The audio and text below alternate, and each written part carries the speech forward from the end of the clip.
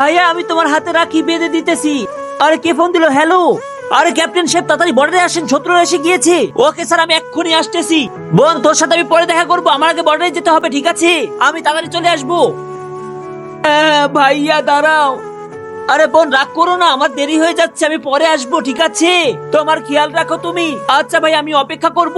তার ভাই চলে যাই শত্রুদের সাথে লড়াই করতে। আরে কে এসেছে যায় দেখি তো আমি।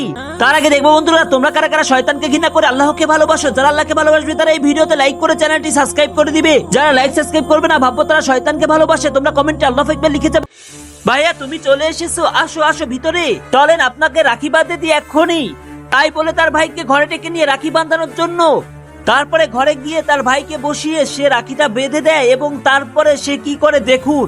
তারপরে রাখি বাঁধা হয়ে গেলে হঠাৎ করে দরজায় যেন কে এসে ডাকতে থাকে। তখন সে সঙ্গে সঙ্গে দরজায় চলে যায় এবং দেখে কি তার ভাই এই দুনিয়ায় নাই। তার ভাই দেশের জন্য শহীদ হয়ে গিয়েছেন। সে বিশ্বাস করে না, বলেন যে আমার ভাই ভিতরে আছে। সে দেখতে গেলে দেখি নাই তার ভাই। সেনাবাহিনীকে ভালোবাসলে কমেন্টে জানিয়ে যাও, বাংলাদেশ সেনাবাহিনী।